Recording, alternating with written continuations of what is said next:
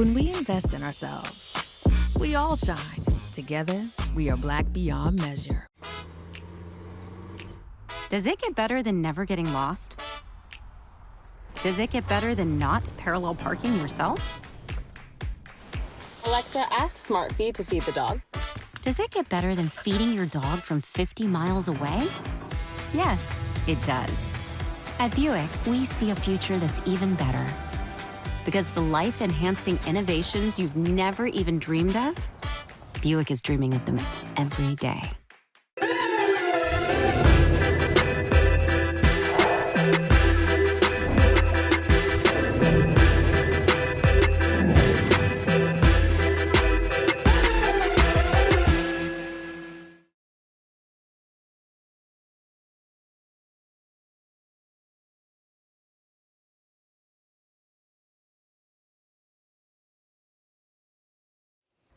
Michael Ealy, what up? What's up, baby? Man, I'm just chilling.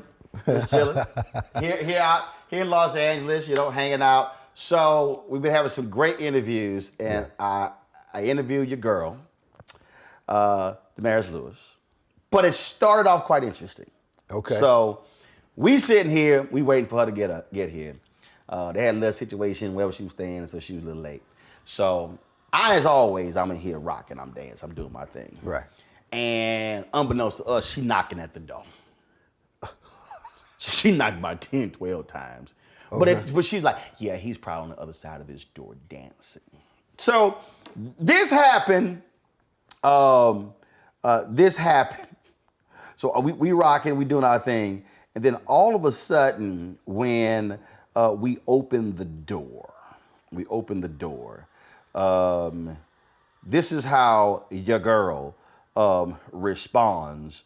Soon as the door was open, hold on, turn the volume up here, because we were getting it in.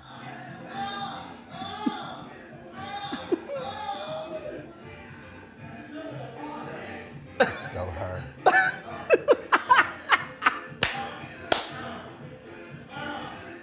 That's so her. Yeah. She had to come in that way.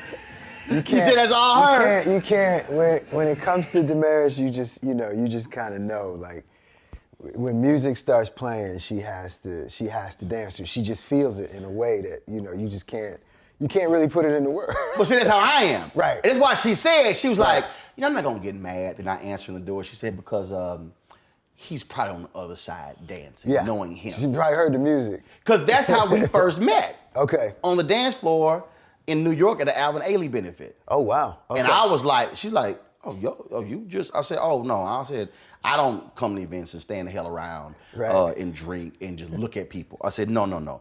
I said, I believe in sweating. Yes.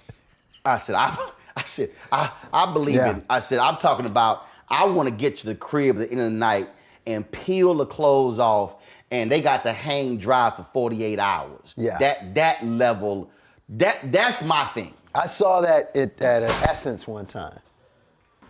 Oh, yeah. I saw you at Essence one time, and I don't think the whole time I was there, I don't think you stopped. Oh, no, I don't understand the concept. Like, Mary's on stage, I'm dancing. No, only time I will stop. Now, when Mary's on stage, there is a point when I will stop. Okay. It's when that old Mary, when she was single, come out. Them depressing ass songs. And that's when I like, y'all need some water, I'm gonna go. Cause I sister love Mary J. Blige, and I love Mary. Yeah. I really love Married Mary. Just Fine, like upbeat, all them, it's just like, no, it's the pain. I was like, Roland gonna get the drinks. I can't deal with that Mary. Okay. Which sisters love, but it's too much heartache. Did you see her documentary? I didn't see the documentary. I was on the Tom Jordan morning show. Okay. Where on a cruise, where in the middle of the cruise, Mary sat down on the stage and started expounding on what she was going through in the divorce. Ooh. I'm just saying a lot of us brothers left to go to the casino because it was I mean, like it was a therapy session. Yeah. And one bro's like, hey, I ain't come here, to have the therapy conversation. I came here to party. Yeah. And it was like I said, I love me some Mary J. Blige. Right. But there's a certain point, like at the beginning of the show, killing. Right. She get to that middle of that concert when that old Mary, the Mary the black women really, really love. Yeah. Roll and go get the drinks. Yeah. You don't want to be guilty by association. No, it's just I get pain. Yeah. I'm just not trying to feel it. Right. Got it. No, that makes sense. Makes sense. Because you know how it is. Some people, it's like you might have some friends, they want to lay something on you, kind of like, okay, so like this, but, bruh. Okay, yeah. It was like that. It was like that scene. The scene in Think Like a Man. The scene Think Like a Man when y'all all sitting around and everybody having drama and everything, and folks had broken up and Kevin Hart trying to get back with the wife and Gary Owen like, hey, I'm good, my relationship. Then it just disintegrated because it was like all this heavy stuff. Yeah, we ain't trying to do all that. We there's a time and place for it. I agree. This is a concert, okay? Got it. We got to party. Yeah. We got to get this. I get it. So speaking of that, okay. So who for you is an artist that would just, whether you at a concert or listen to music, that would just cause you just to forget where you are, who you with, and you just get it in. You just might just start just grooving right there. Don't even matter. You in the car, you at the stoplight, and you just. Oh. Wow. That's interesting. Okay, so I'd have to say just off the dome, I'm sure there's somebody who I'm gonna forget. Don't worry about it. Just so you know. But off the dome, New Edition. Oh, okay. Because it takes me back to that time of nostalgia when I was like a kid and I was working on the dance moves. Right. In the, in the basement. Right. You know what I mean? With my friends and stuff. And I recently have been teaching my kids about New Edition. See, thank you. You know what I mean? I'm teaching my kids. And here's an example of what I'm talking about. So the other day, my daughter says, Daddy, can you play our jam? She's 5. I said, what's our jam? Because I wasn't sure which one she was talking about. And she was like, I wanted to take you home. And I was like, by Lisa and Cult Jam? And she said, yes. Sustained. I said, I'm doing well. That's what I'm saying. I'm parent of the year. Dude, my children they understand real music. This is great. I keep telling people, if there is somebody who is a millennial or Gen Z, and there are certain movies they have not seen, sorry ass Anthony with Glory. That's like like not knowing math. Me and Henry sitting here, we just talking. I say, Lord, Lord, 54. Lord, Lord. He like, what's that? Dog. Henry like, dude. Henry, the 54th. The 54th. He goes, what's the 54th? What? Mandatory. Dog, that's what I'm saying. Mandatory. That's an indictment on your parents. It is. That's mandatory. You don't know Lady Marmalade. You don't know I Love Music. Wow. You don't know if you don't know anything by Al Green, if your ass don't know any Betty Wright, I can't get mad at the kid. Yeah. I gotta get mad at mom and daddy. You do. I gotta get mad at some aunts and uncles, some grandparents. Because see, the problem is they get their asses in the car and they got their own music. Yeah. My nieces got it. I said, headphones off. This is my shit. Yeah. And so then they like, I want to listen to that. Cool. You gonna listen to it. Because it's gonna overpower your little earbuds. No, my kid, I'm shocked, man. My kids actually, they love like If It Isn't Love and Candy Girl and but that's because they you love played all it. Well, no, I introduced but that's my yeah. point. My point is there are a lot of parents now who won't. They just listen to whatever their kids are. Right. Yeah. And I'm going, they ain't paying no bills. But here's the thing. They don't control the radio. I think you're right, and I think the other problem is too many parents nowadays want to be their kids' friends. instead of being their parents, right? So That's cool. Have but- you had that conversation with your kids? I ain't your friend. Yeah, like, you know, I've had that conversation. I wasn't raised that way. Both my parents were in the military, so I didn't have friends, I had parents. Boom. So I had parents. And so I kind of, and I understand you can't always parent the exact same way as you were parented and so forth and so on. I get all of that. I mean, you can. But I get all that. But what I'm saying, you know, times have changed, I get it. And all I'm saying is, you know, I still think there's a certain amount of, a certain need rather, for having, you know, more of an authority figure than a friend. 100%. And being able to teach them that dynamic is important. So have you instilled the fear into your children? Absolutely. Like, so you have a clearly established look Yeah. and tone. So the good thing about what I do is that I'm able to play dark, disturbed characters. Right. So I am, you know, my kids are 8 and 5. I've never had to hit them. Okay. I will go. I know I didn't go that long. To a but I get dark my place. Ass whooped. I mean, I led my family in Yeah. ass whoopings. Yeah. I mean, I don't even know who in second. Yeah. It's 5 of us. Yeah, I got them too. I definitely did. And then what happened was, so my kids started going, my first kids started going to private school, and they had a very strict rule that, you Right. know, if you hit somebody, you're out. And I was like, and you can't get the money back? And they were like, no. I was like, And you like, I was like this. Listen. Well, see, what we not gonna do is hit at home and teach them that. so I kind of fell into not hitting my kids by default almost. But yeah. You like, y'all ain't fucked up the private Yeah, school. listen, what you're not gonna do is hit somebody at Like, school. we can't You get know the what money I mean? back? We can't get the money back. No. You're not gonna hit somebody. You're gonna find another way to get them back. Right. You gotta be strategic, right? We gotta You teach them cuss other way. them the hell Whatever, out. you know what I mean? Just, you gotta use your intelligence and get at them. You know what I mean? Hit them like Claire Huxtable would. You know what I'm saying? That's how I say it.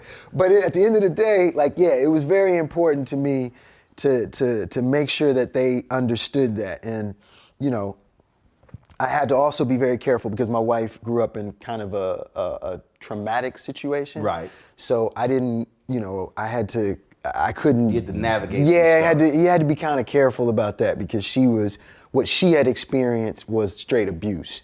And I didn't want that to come across. And you probably were trying to explain, you like, no, that's a black family. That was just how it's different. But right. but what people don't talk about all the time is how there's that blend of discipline Right. and love. Yeah. Right? Like you could go to a ball game with your father and realize I'm building a relationship, we have a friendship, Right. we love each other. And so Right. there's both. When you're in a situation where there's only abuse. Right. And your parents can't stand you. That's a whole different level. I mean, Yeah. one day on Twitter, I was we were engaged in this conversation. Me and Teray were battling, and he was like, "Oh, it is barbaric. You're talking about beating children, spanking children." And so I said, "All right." I said, "So who's on hashtag Team Teray and who's on hashtag Team Whip That Ass?" Like, I'm not lying. For 48 hours. Right. Black people were telling some of the craziest hashtag Team Whip That Ass stories. Right. That were unbelievably hilarious. But I was like, damn. Yeah. There was like, Yeah. it like, so Henry over there switching. Henry got a story. His dad said, I need to cut that grass. Right. When Henry decided to oversleep. Right. So Henry wakes up to the sound of a lawnmower. And he tried to rush out. No, take your ass back in, gone to sleep. You know what I said? Henry ended up being thrown through a window. His mom was like, Patty, you gonna kill my baby. He's like, his ass gonna remember to cut this goddamn grass next time.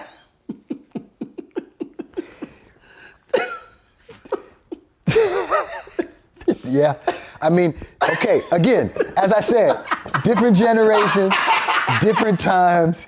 We can evolve past that. I think I mean, he said through That's his ass. extreme. He threw him through a window. That's extreme. That's like Axel Foley. Like, Yeah, that's yeah. like, that's like, what is that? Trespassing. You know what I'm saying? He said threw him through. I You was threw him like, through a fucking window. Like Right. that's how you treat somebody who's trespassing. You know what I'm saying? But here's the other side of that. Did Henry ever forget to cut that grass? No. So, does Henry think his father loved him? Wait a minute. Does Henry think his father loved him? Yeah. right, yeah, Well, then, you we know, got it here. He damn near cut the grass here. I'm just gonna go ahead and cut this grass. Right. My dad ain't even here anymore. It's But I my hear him dad. say, It's got- "You get your ass gonna cut Cut that that grass. that lawn." Yeah. You create good habits sometimes. Yeah, but see, here's my whole deal with it. So, no, my daddy never threw me through a window. That never happened. Yeah. But see, I never let it happen to that. Like, I never. Right. My dad instilled so much fear in me that's what I'm saying. that it would never get to that. But that's the thing I try couldn't- to tell people when it comes to fear. One day my dad said, he said, your ass don't. The school called. Okay. 10th grade, world history. I forgot his name. It started with a C or something like that. Teacher called. My dad pissed. Yeah. Because it interrupted his show. Yeah. And I remember he was sitting down at the room table. He was like, and I came home with my mom. He was like, why this goddamn teacher called me? Because you can't keep your goddamn mouth shut in the classroom. Mm-hmm. He said, you don't keep your damn mouth shut, I'm going to stomp a mud hole in your ass. Now I stood there, Mike, and I went, what is a mud hole? You were more concerned. But I was trying to figure out what a mud hole was to understand why the mud hole need to be stomped. So I was trying to understand the gravity Yeah. of the mud hole. And I was like, what's a mud hole? It's like, I don't want experience. Right. Doesn't sound like something I really Right, want. it was like, I Yeah. will stomp a mud hole in your ass. Right. See, that was fear. Mm-hmm. People ask me all the time, he said, oh man, did you ever skip school? Hell no. Mm-hmm. Man, you don't even play hooky? Hell no. Mm-hmm. I said, I had a choice. Could I get in trouble with the cops or get in trouble with my daddy? Mm-hmm. Damn the cops. Right. That ain't happening. I ain't even, you know, it wasn't no staying out late, acting a fool, coming home drunk. No. I was not trying to get my ass beat. I mean, I had already enough practice. You didn't want to learn the hard way. No, Right. I ain't even. But so in 10th grade, you were talking too much in class. Right, but here's the thing. I got right? P's and U's all the time. So, Okay. like all the time. I would finish my work. It's time to communicate. And the teachers would call. Wait. Is that how you like rationalize it? Like, I want to communicate. Well, communicate. Yeah. It was like, yo ass slow, hurry up. Right. I'm done. Why y'all taking so damn long? Right. Like, what's the problem? Right. Man, I'm sitting here and I was like, what? P's and U's. P's and U's. P's and U's. Man, I got more ass whoopings.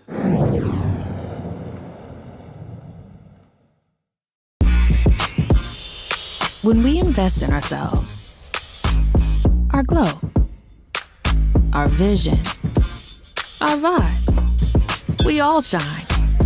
Together, we are black beyond measure.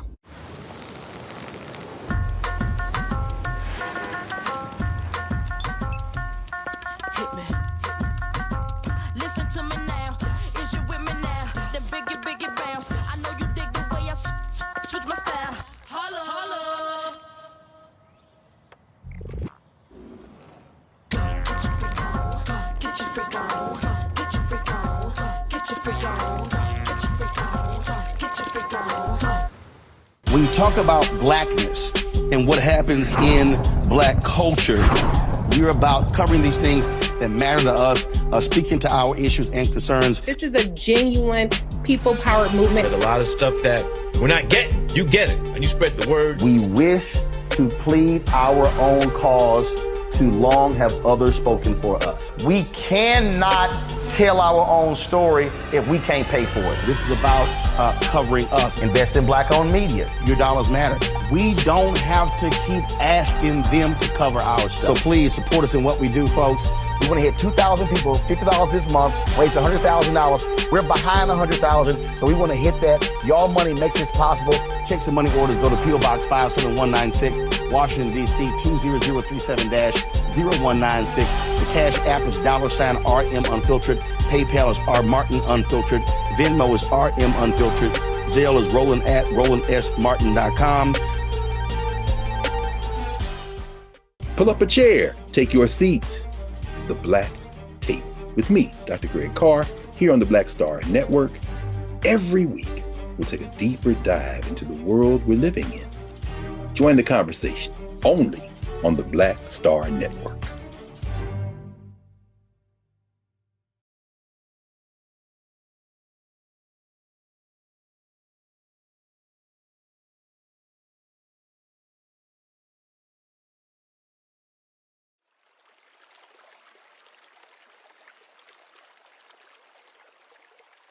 So I was at a church in Houston. They asked me to speak, do two services. I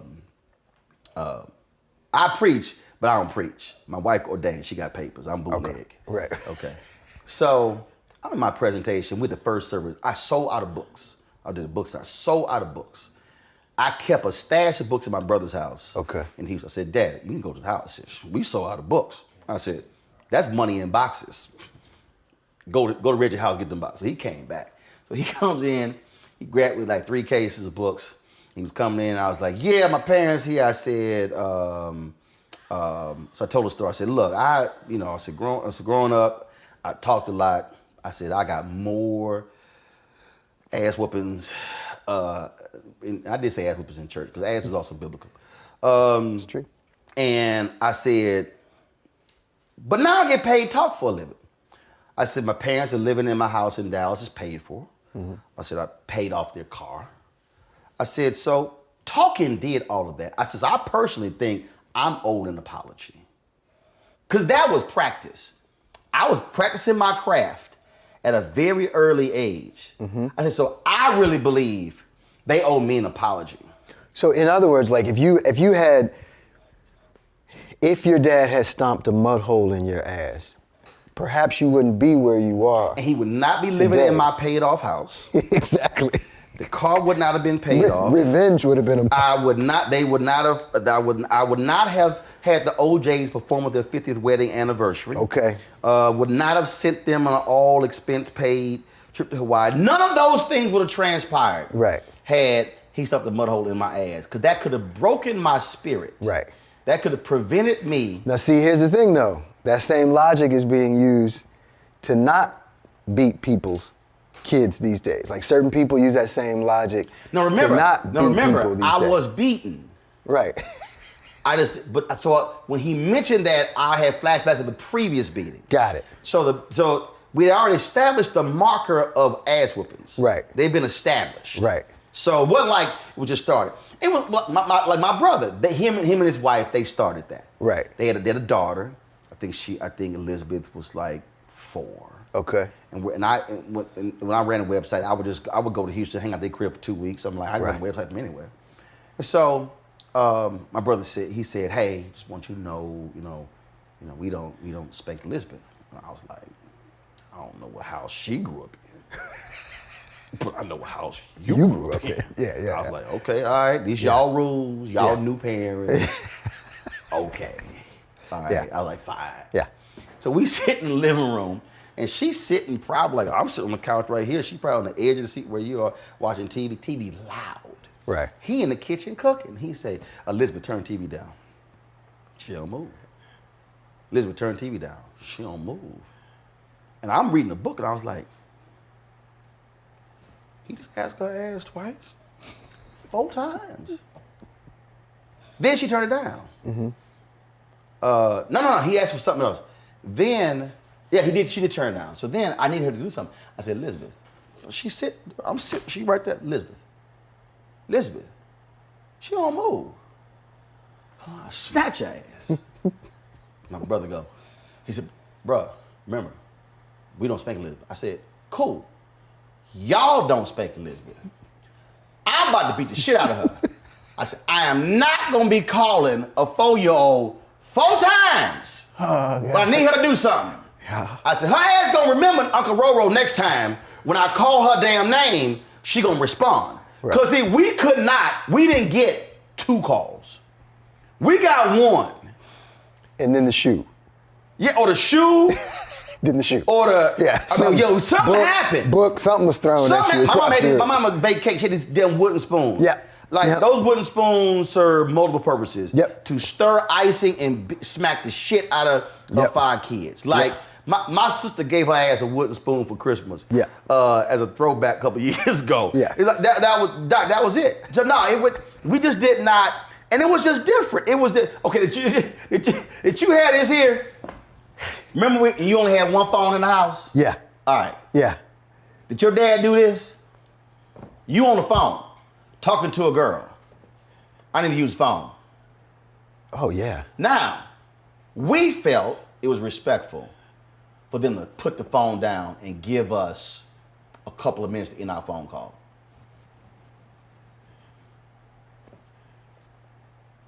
Did you hear what I said? I need to use the phone. Like, I need you to end your call right now. He didn't hang up. He's like, I'm sorry, which part of this? Why you still talking? Right. Why you still talking? Right. The only answer, babe, I'm gonna call you back. Right. Hang up the phone. He was like, yeah. I think my dad. There were no boundaries. My dad was more encouraging in that way. He would be like, who you on the phone with? Dad, this is Tiffany. All right, let me know when you are. Like he would encourage that. You know what I mean? No. But if it was one of my boys, he'd be like, no, you got to hang up. You got to hang up. Hang up now. Hang up now. He was like, yeah. Did I say I didn't use the phone? Did I stutter? I'm done. Yeah. So it was. Yeah. It was my sister. I got 3 sisters. I'm in college. Yeah. Come home. I was like, what door? And the oldest sister who's under me, she's like, you. I was like, what happened? She said, Kenya told Daddy this was her room. Oh. Daddy said, oh, this your room? Took the door. Went to the toolkit. Came back, took the hinges off the door. Get your ass dressed for the next 2 weeks in your room. See, that was life. That were real. Now see, that's a life lesson. He had to hit nobody. He had to hit nobody. He had to hit nobody. I think there is a version at this point. Now, if I had 5 kids, I don't know if I'd be able to. See, you don't have the time, to like talk to them. Me and my brother were the oldest. You don't have time with 5 kids. Like, no. With 5 kids, you might have to hit somebody. You might have to make an example of the first 3 so that the bottom 2 actually understand. And that's really what happened. Like, I saw what happened. That's right. I'm good. I'm good. That's why everybody got mad at Joe Jackson. I was like, y'all, they had about 9, 10 kids. Yeah, too many kids, y'all, man. I'm like, you get mad. Right. You got time to sit there and negotiate with that many kids. You know what I mean? And I don't believe in negotiation, but I like my kid to think about what he did, and I like him to think about, the critically about why what he did impacted us and stuff. And he's kind of an analytical mind like me, which is nice because I can have these kind of conversations. My daughter, it's like good and evil with her. You know what I'm saying? It's good and evil with her. You got to make it plain and simple. Did you ever have a moment where you defied one of your parents and you were like, I'm going to stand my ground and let's see who breaks? You ever had one of those moments? While I was living in their house? Yes. No. Well, we were eating one night. Did you? Yes. Why? Twice. Because I was eating them goddamn peas. See, I don't understand this. I hate peas. Like, peas are the most, there's no flavor. There's just, like, why do peas even exist? I I wouldn't eat them damn peas. Yeah. And he was like, you ain't get another piece of chicken unless you eat them peas. I said, guess we can get another piece of chicken because I ain't eating them peas. He said, we gonna sit this table till you eat them peas. I was like, in my head, about to be some sitting motherfuckers. Cause I ain't about to eat them goddamn peas. Yeah. So we sat there. Me and him. Everybody else left. 4 of the kids gone, mama gone. And here's the deal. I stayed up late all the time. Right. To 6, 7 in the morning. Wow. My mom, to this day, you look up, it's 5 o'clock in the morning, I'm like, where we going next? Right. That's my thing. I'm sitting like, he can't outlast me. He fall asleep. To this day, my dad fall asleep 30 minutes into the movie. We go ask him what happened. We're like, wake up! The whole family was like, we ain't rewinding, no. You're right. So, Doc, he was sitting, and I was like, he ain't about to outlast me. Man, I swear we probably about 2-3 hours into this. No, it was a standoff. Right. Pack this shit up and put it in the refrigerator. Take your ass to sleep. I was like, yeah, you weren't gonna last me. I mean, I was like, no. Yeah. No. But what did you gather from that? I wouldn't eat them goddamn peas. But I mean, like, what did you get out of winning? I had to eat them damn peas. So you still to this day won't eat peas? Hell no. Okay. We raised 6 of my nieces. I said to them, look, your job is to make sure they eat vegetables. I eat 3. That's it. Okay. Cabbage, okra, green beans. Not soulful green beans. The other green beans that ain't being cut. That shit gotta be made in olive oil and garlic. Okay. But don't come to me with them other. That's it. I ain't trying to. They say corn not a vegetable. That shit a vegetable to me. But I'm not. Don't come to me. I'm not eating that. Right. Because my dad, we had vegetable week. Right. Asparagus, squash. I was like, dude, what's up with all this? Right. No, I ain't eating them damn things. I'm not gonna do it. And that's like, yo, you ain't. Hey man, when I was in elementary school, with a Vanguard school, we had traditional school, same school, and we had this basketball game, biggest game of the year.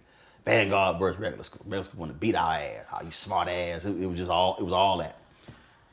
So I had this kindergarten teacher who accused me of saying something to one of the other girls that I did not say. Right. And he was like, you gonna sit here, you're not gonna play in the game unless you apologize. I know I ain't do nothing wrong. I guess ain't gonna be no me playing that game. Now again, any other kid would have been, yo, get an apology, go play. This is like the big game of the year. Set the shorts, knee pads, laced up. Gonna sit our ass right here. I ain't moved for 3 hours. Straight up.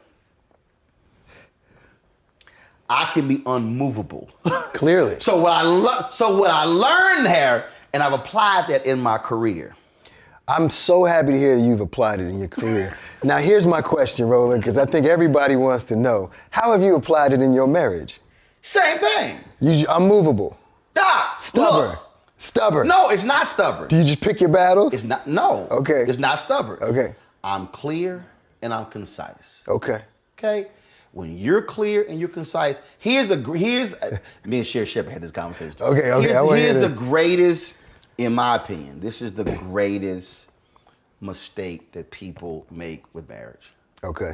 They refuse to accept who a person is. Mm-hmm. This is you. What makes you you, what makes you unique, what makes you wonderful, all of that. I'm gonna let you do you. Mm-hmm. I'm not, if I was married before, first of all, love antiques, hate antiques, hate shit smell old. I like dip that shit in Lysol before you bring it to the house. Okay. I said use the whole bottle of Pine Sol. I hate it. Why are you gonna insist I go antique shopping? I hate it. Right. I'm not gonna be happy. Right. I'm not happy. Your ass gonna be miserable. Right. Why? If that's what you love, antique your ass for the whole weekend. Right. I'm good with that. I am perfectly fine with if this was somebody doesn't like and you know it and you're clear, ain't no problem. I agree with like, you. don't sit here and I want you to wear this here. I ain't wearing it. The person, cool. You don't have to wear it. the mistake I think a lot of people make is they want to change somebody. They want to alter somebody. They don't want to accept who they are. And then say, because my whole deal is, I want you to be happy, I'm happy. It's like when we go on vacation. You on vacation, I'm on vacation. Do whatever you want to do. Your ass want to go hiking? Hike the hell on. You want to go horseback riding? Horseback the hell on. I'm playing golf. Yeah. Period. And that's I'm telling you, I just think that people, I see people, I have these conversations with folk and they're like, oh, leave stuff all over. Well, let his ass leave shit in that room. Why are you tripping? Like, I don't do that. My wife got shit all over the place. She had plotting our room, I call it the abyss. Right. I'll be like, I ain't even come sitting over here. It's just, she just got stuff. I'm like, you know what? This your shit. Right. This your space. Yeah, it's a reflection of you. But it's a whole deal. No. And you're good. You can do whatever you want over it's here. Good. Yeah. I ain't moving a damn thing. Yeah. I ain't vacuuming over there. I ain't doing none of that. And I'm telling you, we good. Yeah. Rolling good, jacket good, gone. I don't take the trash out. Right. I don't even know the schedule. She loved doing that. Doc, you can't ask me a damn thing about a car. That ain't my job. That ain't my skill set. This is my skill set. Using that as my skill set. Right. That's what I've been put here to do. I don't do that. Okay. No, I get that. I agree with you. I think if there was more of that understanding and accepting people for where they are, there would be a lot less conflict. Right, conflict. Yeah. We like that. Look, I got dry cleaning stuff. I got stuff that I wash, piles, light, dark, hot, warm, cold. She like, you got too many special clothes. She like, that's you. And I was like, we all good. Don't wash my shit. I don't need you to wash it. I got it. Mom and Dad taught me how to cook, how to bake, how to clean. The only thing I do not know how to do that I regret is how to sew a button on. Because I've had too many buttons break and I'm like, damn, I don't know how to sew a button on. I just need to go ahead and just learn it. They got YouTube videos. Nope. That ain't gonna work. Because what's gonna happen? You gotta learn it from somebody you gotta older than you. No, you gotta learn it. Now somebody gotta show. Yeah, you gotta learn from somebody older. You can't just say, hey, how you learn how to sew a button? YouTube. No, that shit don't even sound like a good story. My mama taught me how to sew. My dad taught me how to sew that button. I mean, what? That ain't even a good ass story. Okay, but who taught me YouTube? I understand that, but if you really want to learn, I mean, I really want to learn, but I don't really want to learn. I mean, okay, but you don't really want to learn. learn. I don't really want to learn. Right. Like, it would be nice if you knew. Right, because or if somebody could show you. If I got that much time, I'm actually doing some other shit. I'm gonna learn some other stuff. Yeah. That's what I'm gonna do. I am a believer of I don't need unnecessary shit in my head. Yeah. I don't. No, that's a good. There's a lot of shit, in terms of the bandwidth that we have these days, and there's so much going on. Would you agree that there's more going on now? Oh, absolutely. Ever before? Oh, absolutely. Like it's just, the flood of information, and I think what we have to learn is how to actually slow everything down, diminish everything. Again, it's knowing what you do. Yeah. For me, this is what I do. I've done media since I was 14 years old. So just like when I run into people who are actors, who are singers, who are athletes, and they're like, oh, since I was in elementary school, this is what I do. Yeah. I don't let anything else get in. I'm not interested in other stuff. Like this is what I want to do. And the thing for me is, and I enjoyed learning my craft and learning about a new camera, or I like that camera angle, that camera shot. Right. So that's what I love. Right. And again, we're real quick, because like, I don't know about you. So did y'all have a conversation before you got married? Like, look, I don't like this. I don't like this. I'm good with this. So like, for instance, I said, I ain't trying to see no bills. Okay. I don't want to see no bills. We don't need to have a conversation about bills. Do what you do. I'm gonna go to work. All I know is when I go use my card, it works. I ain't had that conversation, but yeah, no, I'm used to bills. I mean, we always had bills, but I was like, look, I don't. Yeah. So if you're somebody who knows how to manage money well, Yeah. do you? Right. Got it. You're a role player. 100%. You're like, stay in your lane, you stay in your lane, you do your job, did you play team sports? I played.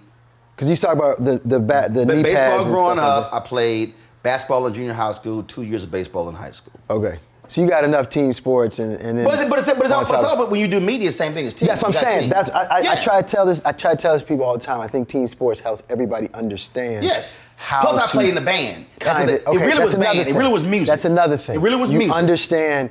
You got to work with other people to understand how to make an operation like this work. Yeah. So that everybody kind of plays their lane. Everybody plays their role. Everybody plays their position, because that's how you make real music. Yes. And that is I stand with you 100%. And especially if you on that. like it. Like, for instance, I do not like fixing shit. Got it. Okay. That ain't what I do. Yeah.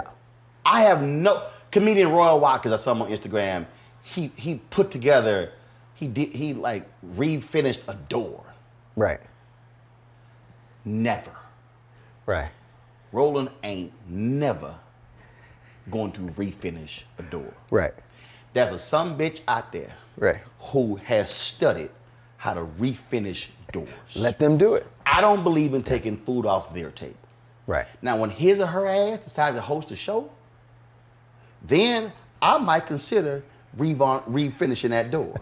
I believe everybody. I ain't taking food off your table. I ain't taking food. You taking food off my table. I'm good. I'm perfectly. Right. We had a sink. Something happened with the piping, so my wife, my sister's supposed to go get it fixed. I was like, let me know when y'all get this thing fixed. That ain't what I do. Okay. Right. I'm gonna shoot some shit. Right. They doing stuff. Damn, I gotta cook something. Then water come out. Shh, man, let me go fix this shit. Damn.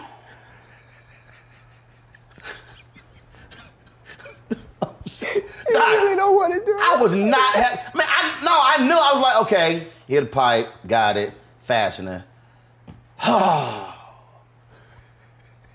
Go to Home Depot. You know what I'm saying? It's not your thing. You don't understand. I don't think Jesus was a carpenter, Roland. That was Jesus. Where is your manhood, Roland? That was Jesus. I ain't fixing shit. I'm not. No. Right. I go. All right. Damn, I gotta fix this. Right. Cause I'm cook. I can't cook because the damn water's going down, hitting the thing. I don't know where they went. I'm like, when y'all back? Right. Fix this damn piping. Right. Man, I go to Home Depot, walk in. I was like, all right, yo man, this piece that's broke, give me another one. I need how many? 2 fashions. Guy's like, I said, I need this cut. He's like, well, you gonna need a hacksaw. I said, man, what's a hacksaw? You don't know what a hacksaw is? I said, motherfucker, no. I said, if you want to know how to build a newspaper, call my ass. Right. You want to know how to design one? This ain't the shit I do. Just show me what a goddamn hacksaw is so I can get out this damn store.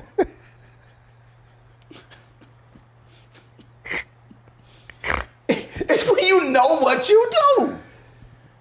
Yeah. Well, yeah, and then there's people who are like the jack of all trades. Nope. The master of none, and then you believe in being the master of one trade. I do one thing, and then I golf. Precisely. Right. Okay. That's it. We don't need to sit here and have a discussion. No. That's why you grew up with Yellow Pages, right? Yeah. That's why that shit exists. Call somebody.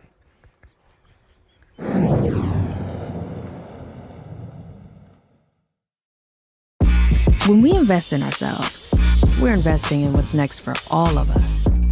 Growing, creating, making moves that move us all forward. Together, we are Black beyond measure.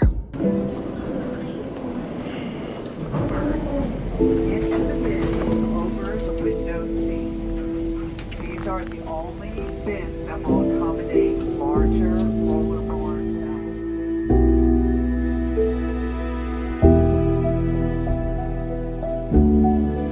What, 10 in here? 10, and you don't come out till you die. And you eat him, you poop 10 minutes. Oh my God. So what?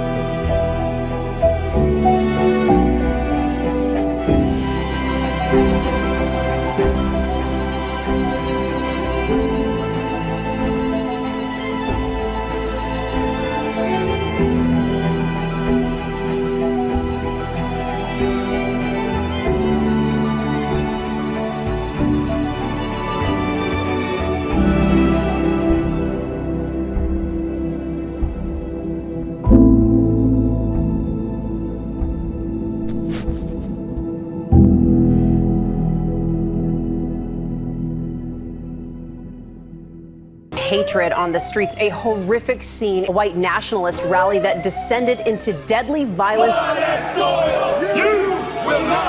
White people are losing their damn minds. As an angry pro-Trump mob storms the U.S. Capitol, We're about to see the rise of what I call white minority resistance. We have seen white folks in this country who simply cannot tolerate black folks voting. I think what we're seeing is the inevitable result of violent denial. This is part of American history. Every time that people of color have made progress, whether real or symbolic, there has been what Carol Anderson at Emory University calls white rage as a backlash. This is the rise of the Proud Boys and the Boogaloo Boys. America, there's going to be more of this. Here's all the Proud Boys, guys. This country is getting increasingly racist in its behaviors and its attitudes because of the fear of white people. The fear that they're taking our jobs, they're taking our resources, they're taking our women. This is white fear.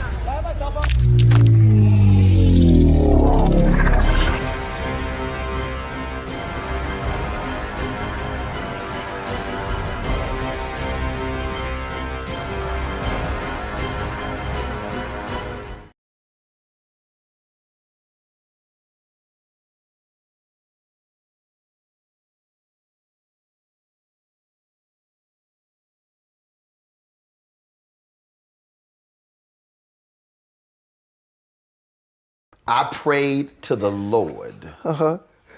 Lord, I need you. I'm real specific with my prayers. Yeah. God, I need you to provide me with enough resources to do 3 things. Okay. Number 1, valet park.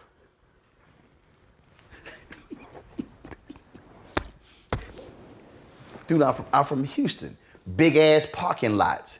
Do you understand what it was like when you would go shopping with your parents and the parking lot full and your ass parked way the hell over there and you sitting there growing up like, damn, that'd be nice if we could, man, just drop the car off right up front. That was on the prayer list. Okay. Number 2, Lord, I need to be able to run my air conditioner all day on 70. Wow. Grew up in Houston. That's very specific. Because that shit was on 80. Right. Do you know what it's like living in Houston, Texas, and it's August, and the AC is set on 80? Meaning it... That sounds counterintuitive.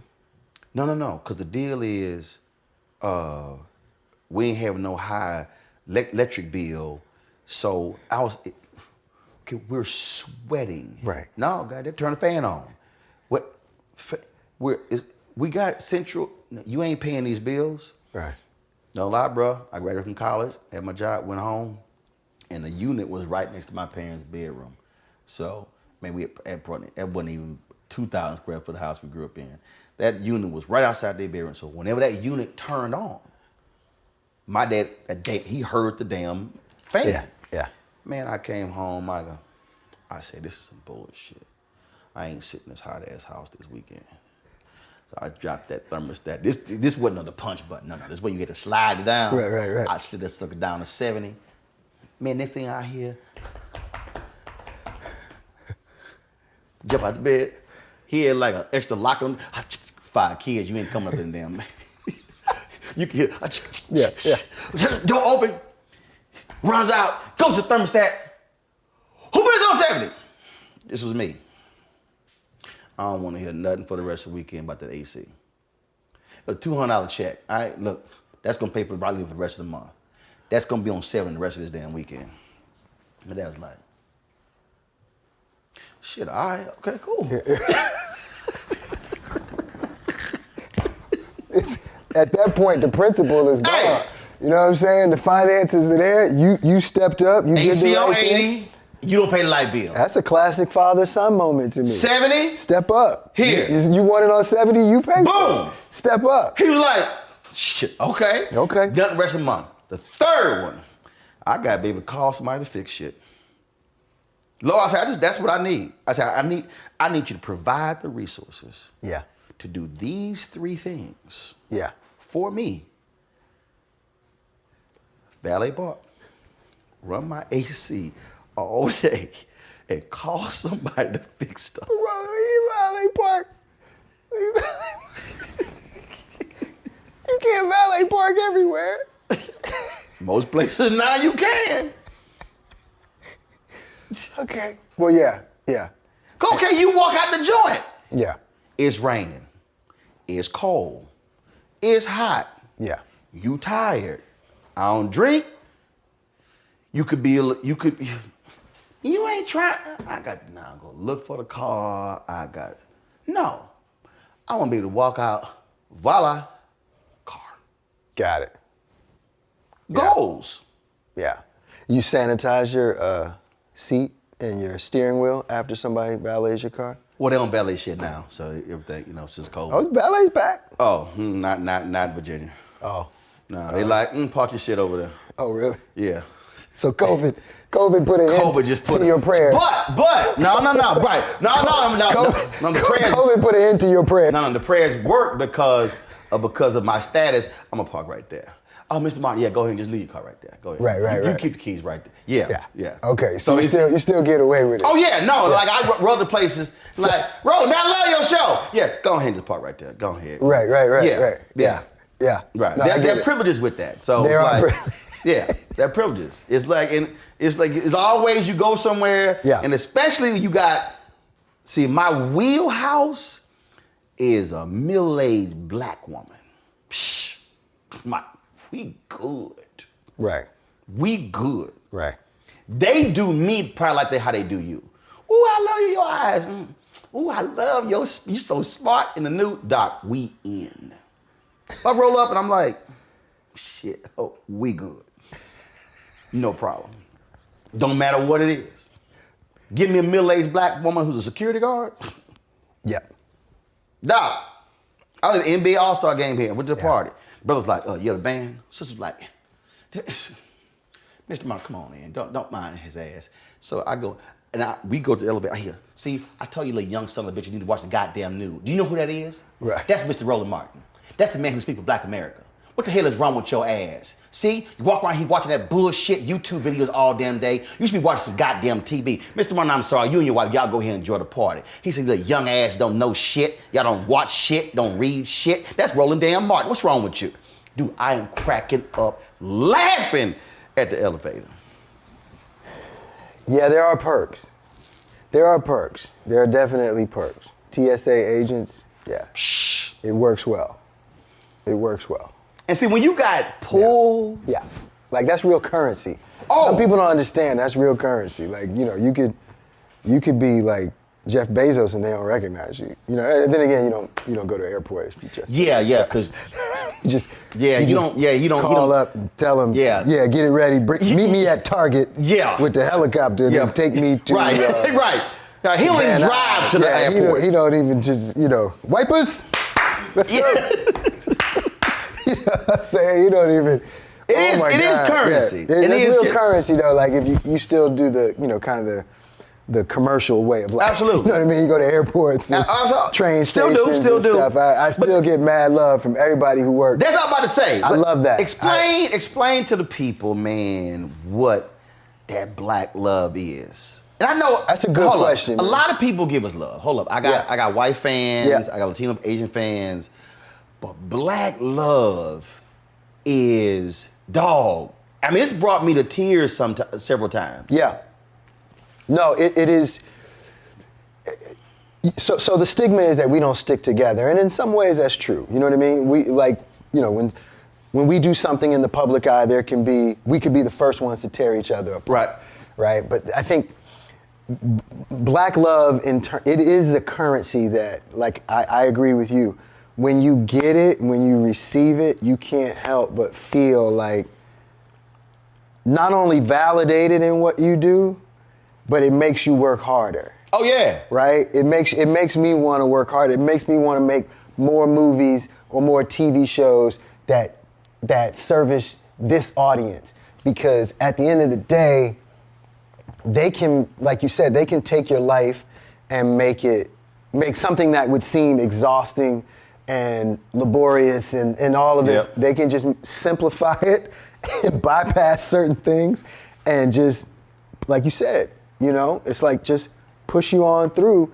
And quite frankly, that is a currency that, you can't really put a price tag on that. Yeah. It is, I mean, I've been in airport lounges and, been like, I got 2 other people with me and they're like, yeah, just, you good.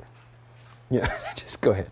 You know what I mean? And it's Dude, like, it's good. And then, I've also like gone to the airport on my way to like a funeral. Yeah. And been like emotionally a wreck. And they can just feel that and be like, I don't know what's going on, but I'm gonna pray for you and I'm gonna make sure you all right. Come this way, come this way. And you'll be like, and I understand that everybody would like it if it went that way for them. I totally get it. And it's sad that it can't always be that way. But when it happens to me, you talk about Black love, that right there, when they recognize where you are, man, nothing better than that. We have these, we were saying, my crew, that was a bow down moment.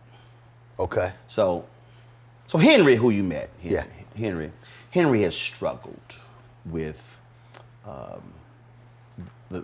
I can hear him right now. I can hear him. Yeah, no, he's wondering, how did this happen to me? He struggled with, because when he first met, he was like, man, I run DC, I'm the man. I was like, well, that was before I got here. So we have this constant like, yeah, people know you, but come on.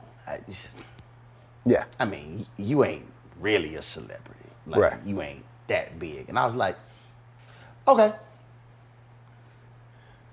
watch this. So there have been multiple bow down moments, things that have happened. Right. So we went to Essence. Since you brought up Essence. Yes, Essence. Okay. Essence. So they give you the media pass, but there's a bunch of people got media pass. Right. I told my crew at TV One, to my boss, I said, y'all need you to make up our own credentials. So we're talking about TV One. So they had big old TV One logo, and I was like, don't nobody know TV One. I have no disrespect, but I had the biggest social media following. I said, nobody know TV One. I said, so put that at the bottom. So I need you to put a large photo of me. Folks like, on the show logo. So he put a little hologram on it too. Right. So he was like, hey, what's this bullshit? This shit ain't gonna do nothing. What the? I'm like, okay. So we there one year, he's trying to go through a side door. Dude's like, you can't come through here.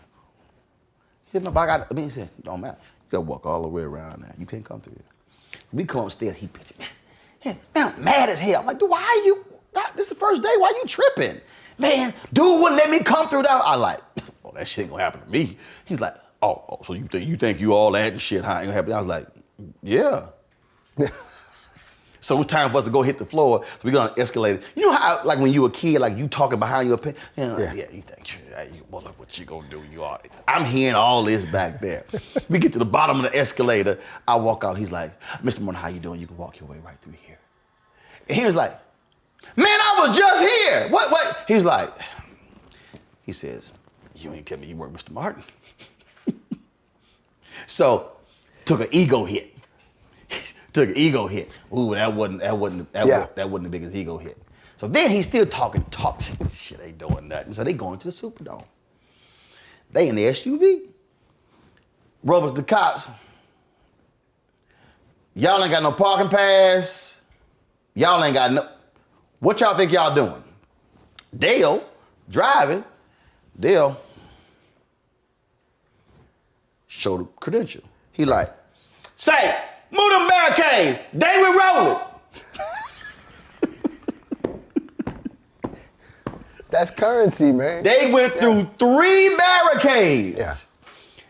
He was like, the hell, what? I was like, I told you. Yeah. Stop playing with me. Yeah. But the one that finally did it, they woke up late. They about to miss the flight. They get to the airport. It's 20 minutes for the flight leave, meaning the door gonna close. Yeah. 10 minutes. Yeah. Dale, like, I gotta make this flight. Dale roll up, he's like, my boss is on the plane. I have to get this to him and I have to be on this flight. Now mind you, this is Essence Monday morning, line right all in the airport. Right. Why Dale make that flight? Every TSA person let him through, and he texted them like, made the flight. They're like, how did he make the flight? He's like, sure, they rolling Martin pass.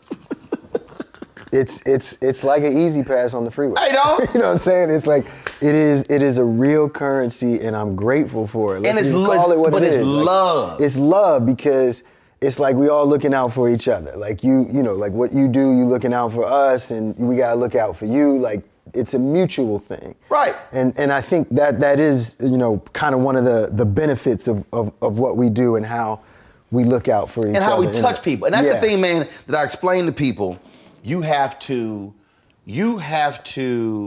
it's how you impact people. I've had people come up to me, man, who dude, I wasn't following politics until I started watching you. Man, like I'm talking about, I had people emotional who just embrace you and they're crying. Yeah. And that's the thing, which is why I tell people, don't play with this. Mm-hmm. And don't take this for granted. Never. And that's the thing right there. No, it means the world to me. It really does. And even my family has seen the benefits of it, you know what I mean? And it's like, my brother was in Canada. Really? Dude was like, Roland Martin. People think we twins. Right. He was like, no, man. He said, no, man, I see you on TV. I'm gonna give you a free limo ride. Yeah. Come on. My brother was like, I was like, go with that shit. Cause like people really think we twins. He was like, he go around the cut, he's like, no, I'm not my brother. They were like, yeah, Roland, stop tripping, that's you. For real? Seriously, Wow. man. Wow. One woman argued us down and said we were not twins. She said we were twins. I'm like, okay, he was born November 13th, 1967. I was born November 14th, 1968. I think we know if we're not twins. She's like, nah, y'all twins. But a year apart, like that. 1 year, 1 day. That's twins. Yeah, well, you know. Just technically twins. So he's gone long with it a couple times. Right, it's technically twins though. I get it. I mean, you know what I mean? If I saw it, my and we look alike. Really? Yeah, people look alike. But it was so to the point that his wife got mad because folk thought their son was mine. Oh wow. Okay. And of course it didn't help the situation that the son was born November 12th. Wow. Right. We are Valentine's Day babies. All our parents were fucking on Valentine's Day. My whole family was August birthdays, so we were all like Thanksgiving babies. Oh yeah, they were all screwing right there. Yeah, right. Thanksgiving, like right after Thanksgiving, everybody conceived a child. Because we got a ton of August birthdays in my family. Y'all like, so we turkey and dressing. It's something about Thanksgiving that led to a bunch of baby making. Wow. We had like 10, 12 birthdays. Yeah. In the month of August. My nephew Chris 12th, I'm 13th, brother 13th, 14th. My grandmother was the 16th. Yeah. There used to be a streak of birthdays for like 8, 9 days where every other day was a birthday. Dang. And it was magical. You know, it was magical. So yeah, I get it. You know what I mean? I get the holidays tend to lead to baby making. Yeah. You know what I mean? I get it. Those are our markers. Okay. When we invest in ourselves, we all shine. Together, we are Black beyond measure. Does it get better than never getting lost? Does it get better than not parallel parking yourself? Alexa, ask Smart Feed to feed the dog. Does it get better than feeding your dog from 50 miles away? Yes, it does. At Buick, we see a future that's even better. Because the life-enhancing innovations you've never even dreamed of, Buick is dreaming of them every day. When we invest in ourselves, our glow, our vision, our vibe, we all shine. Together, we are Black beyond measure.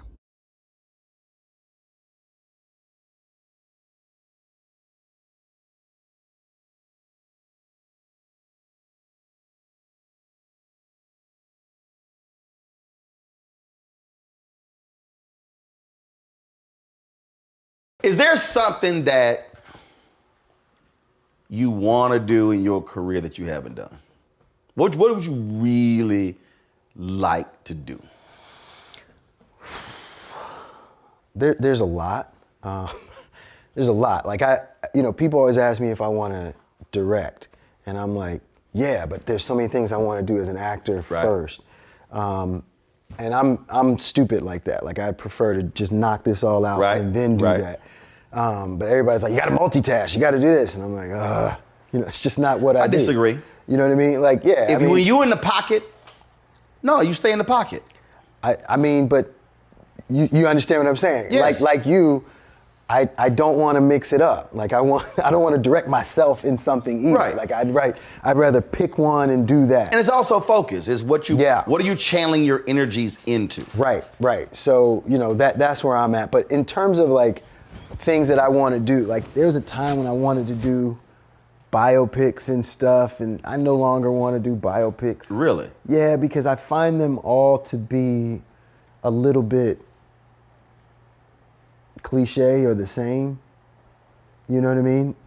It feels like the same story kind of over and over and over. Well, but it's Hollywood. It's a formula. Right. Like and so if you do one, it's like maybe you do one where you help write it and you redefine it.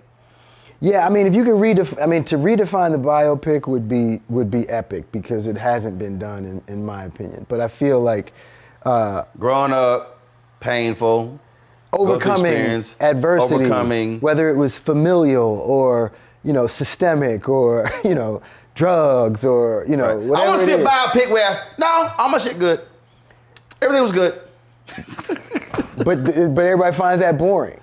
Right? Everybody finds that boring because they're like, well, where's the tragedy? Yes, what did you overcome? Yes, right. And so where's the pain? So that's what I'm saying. So the genre itself has been defined by the struggle. And I struggle with the black aesthetic and the black aesthetic being rooted in pain. Yeah. I struggle with that. Right. Because I feel like, while I think there's room for that, for sure, there's room for that, I can't watch another slavery movie, and I can't find the beauty in a slavery movie anymore because there's nothing more. That's just somebody defining the black aesthetic as an art form, and it's rooted in pain and misery and oppression. Well, that's kind of what made, in my opinion, Black Panther work, was that nobody was oppressing Wakanda. Right. Nobody was oppressing Wakanda. In fact, Wakanda was more advanced and ahead of everything else. Right. They were the standard by which, and the secret, right? They were the standard and the secret. And that was kind of beautiful to see because too often the black aesthetic, as I said, whether it's art, music, you were talking about Mary, it's rooted in pain. Right. It's rooted in pain. Like, we got artists with great songs. You look at, I'm sure if you did somebody asked me about playing Smokey Robinson one time, and I remember thinking to myself, what'd he go through? Because you gotta go through, you gotta overcome something. You know what I mean? Smokey went through the drug addiction. Right. But so did 90% of musicians, artists, and people that died early. Like, it's like, I mean, it's kind of like once you've seen one or two of them, I feel like you kind of get it. And while everybody's struggle is different, if it's all about drugs or if it's all about, like your father beating you or abuse and stuff like that, I feel like we've all done that. It's like, it's sort of like when, I remember when the Cosby Show came out. That's not us. Actually, it is. when I talked to Matty Rich. The inkwell, that ain't us. No, actually it is. It is. And so part of the problem actually is, I believe, for African Americans, what has not happened is too many of us have not been truly exposed to really who we are. Yes, there have been black folks on Wall Street. There have been black people who set up oil deals in other countries. There have been African Americans who have done a multitude of things. But the problem is when you're walking around and you've only seen or heard one or two things. The nation's first black newspaper was Freedom's Journal, and they wrote on March 16, 1827, "We wish to plead our own cause. Too long have others spoken for us." Yeah. And that's the mantra of the black press. Right. And that's crucial because send me that, by the way. I need to keep that because that's everything. And those of us who worked in black newspapers, like we literally have that has been stamped into. I mean, like you memorize that. Yeah. That's what it is. That's what it is for me in the shows that I've done when I've been places, and I'm like, no. We're going to tell the story. Yeah. Through our prism. Yeah. From our perspective. That's why, again, when I was talking to somebody, they were asking me, they said, "What are we going to talk about?" I was like, "It's just going to happen." Right. Because to me, I said, it's a conversation. It's just a dialogue. Right. And then whatever comes out of it, that's what comes out of it. Yeah. I don't have an executive sending me notes. Right. Well, we need to focus on this. It's like, I said when I had someone who was like, "Yeah, but I'm not pitching anything." I don't need you to pitch anything. Why do we always have to do that though? Like this is why I said yes unequivocally, because in my opinion, everybody wants you to come and talk and hopefully get something that goes viral, but at the same time, the incentive is you get to pitch what you want to sell to the people. And oftentimes, like, I think as an artist, you don't always feel like selling. Right. You know what I mean? You don't always feel see, like my deal is selling, when you have something come out like, "Yo, Mike, let me know, I'm gonna push it out." Great. That's great. And it's as simple as that. Again, that's black love. But I also think, going back to what you were saying about where we are, we're not allowed the spectrum that other folks are allowed to have. And that's, you talk about the Inkwell, spectrum, the the range, right. We have done great things. We have great teachers. Where's the Mansa Musa story? Like we have done amazing things, right? We have done amazing things. But all we're told through the spectrum of Hollywood media technically is this black aesthetic that we have not necessarily put forth of, let's see the pain and the suffering because that makes for good drama. Right? And that's because that's they what I are deciding what gets made. And that's slowly changing because of what we were talking about before the interview, which is, people are starting to open up to telling the stories that haven't been told and the experiences of black people that haven't been seen. Whether it's a black skater. You know what I mean? Like, we ain't seen that story. That's fascinating to me because, often, where's the like, if you were to sit around with your boys and say, well, where's the blackness in skateboarding? I guarantee you there's a skater out there who could make this abundantly clear, who can make it abundantly clear that you can be very black and someone sent me, there was some cats in Ghana. Oh yeah, I think who were skateboarders. Okay. And this video went viral. Okay. And they were just showing you the flavor and everything. It's just, but you're right in terms of how we see. I remember when Amanda Seales went after Will Smith for playing Richard Williams. Why they making a movie? It's called King Richard. Why is it about him, not about Serena and Venus? Because ain't no Serena and Venus without Richard. You can't say, oh, and why not be one about Richard and Serena and Venus? No, damn it. How about having a movie that's about Richard and one about Serena and one about Venus? And I think that's a lot of time. I think that because of the dearth of movies and stories, we want that one to say everything. As opposed to, no, it's just gonna say this here. And what's interesting about what you just said is this.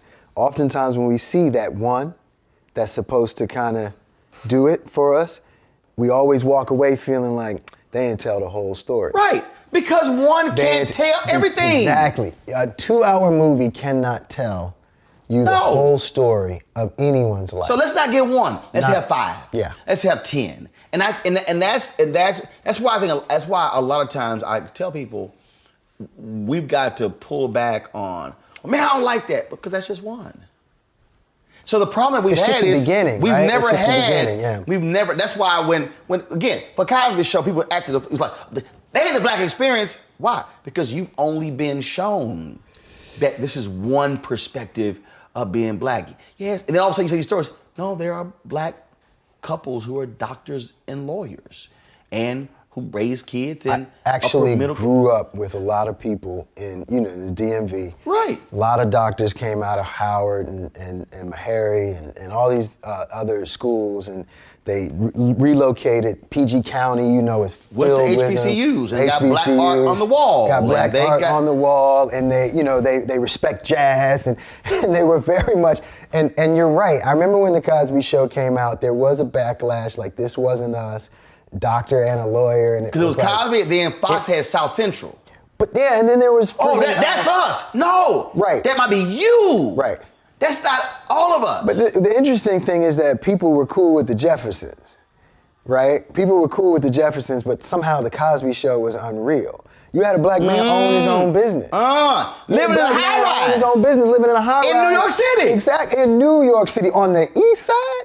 Come on, man. You know that's impossible. So it's like, it was happening, right? It was happening. And then on top of that, before that, it was like you had good times, right? And it's like, if they're not struggling in a Norman Lear world, right? If they're not struggling, then this can't be us. And while there are people that can relate to good times and the single parent household and all of that and the struggle and being in the hood, that's all great, but that doesn't speak for the whole diaspora.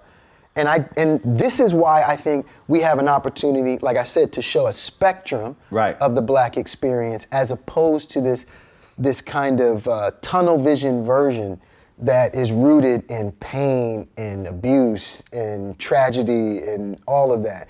And the good feelings of winning a small victory, you know what I mean? And it's like, everybody didn't grow up like, what's his name? Raisin in the Sun. Walter Lee. Right.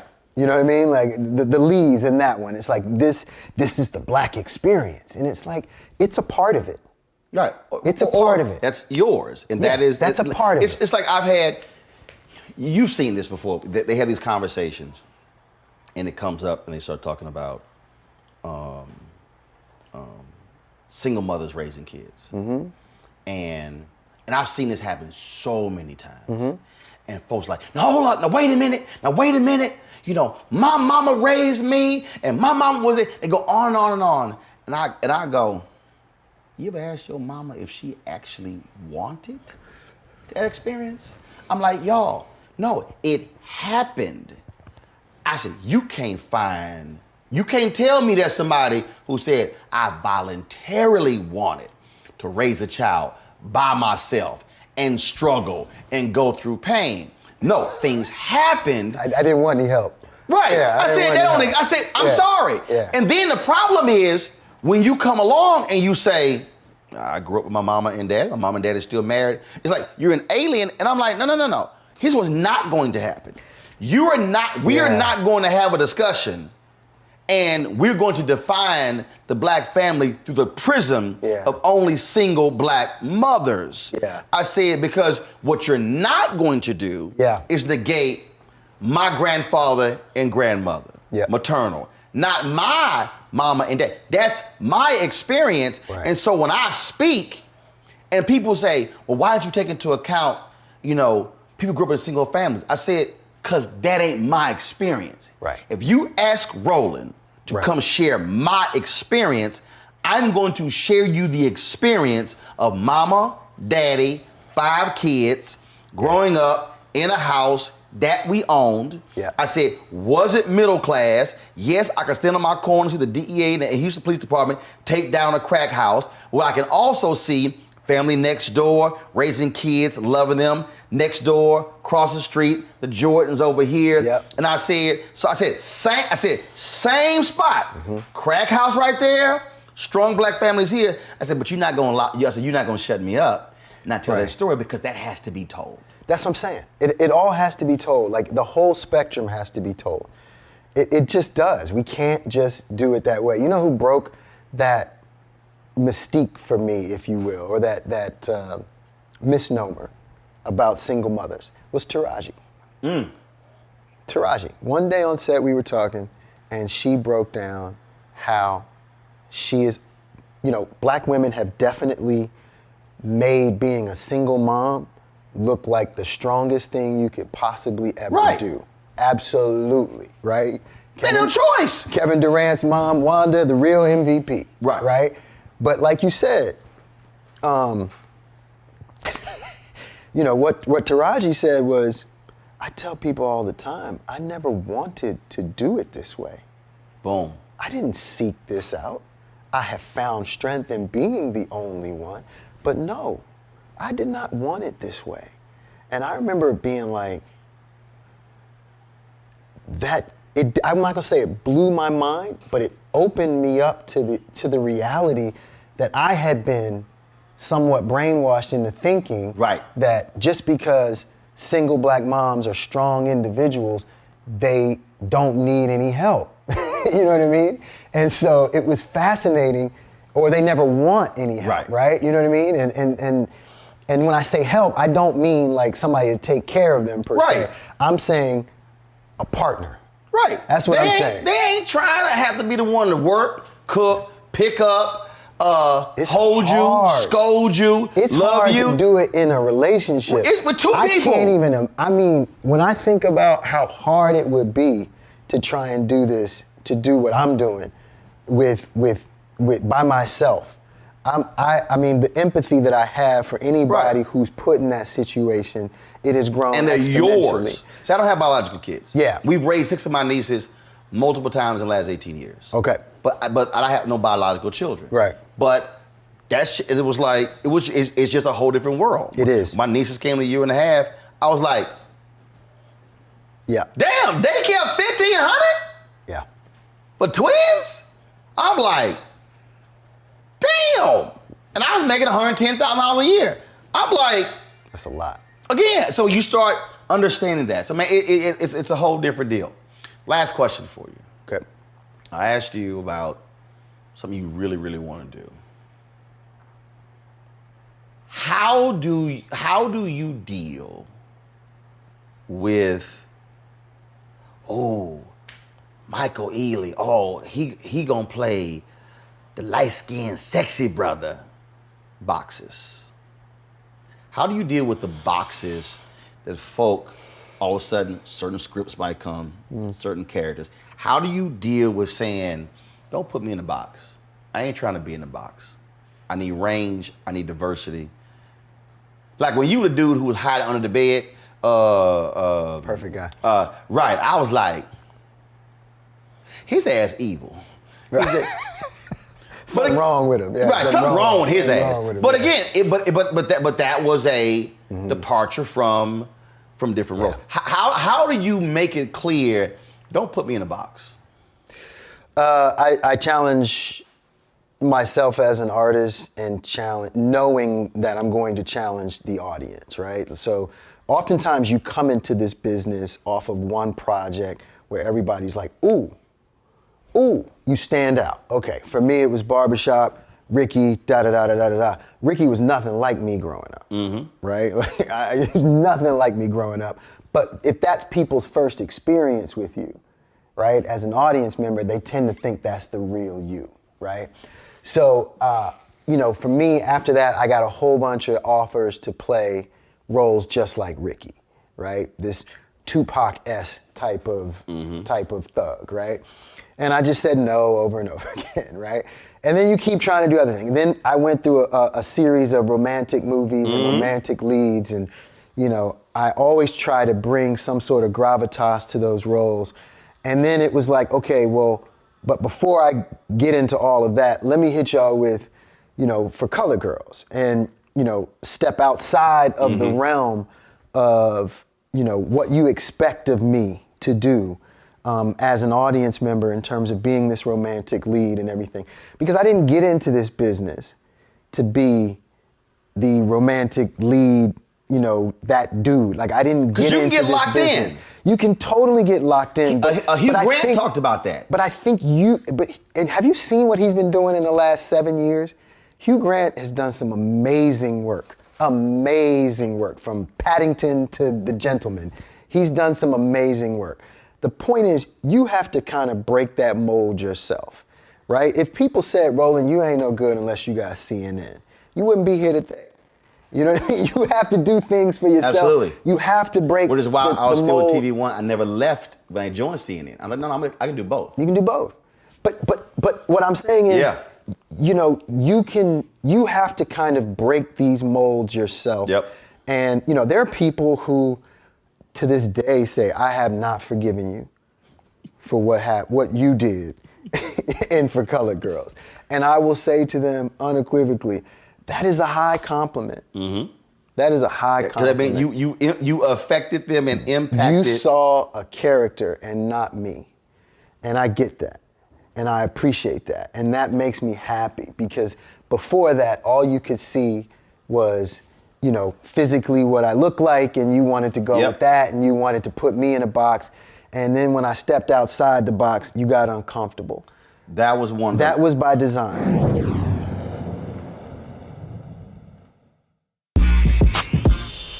When we invest in ourselves, our glow, our vision, our vibe, we all shine.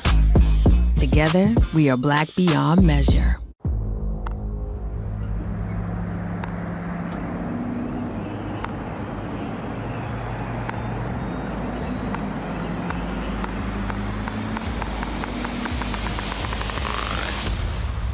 You had me at Allison 10-speed transmission.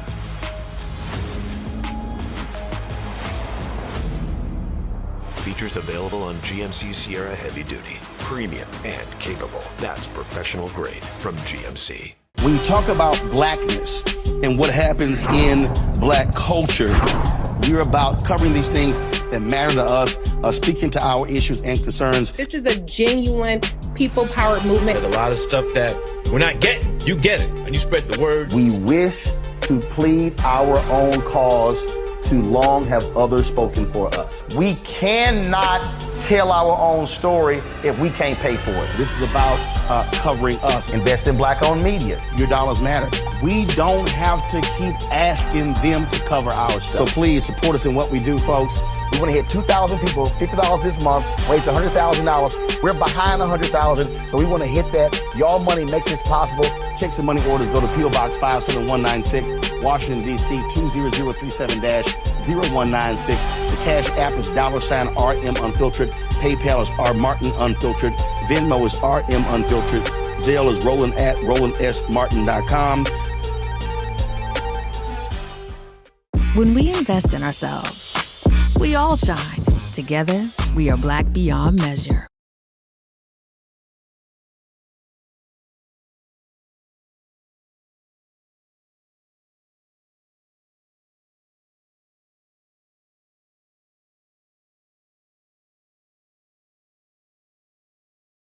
When Chadwick, people went off on him, his weight loss. Folks, oh my God, are you sick?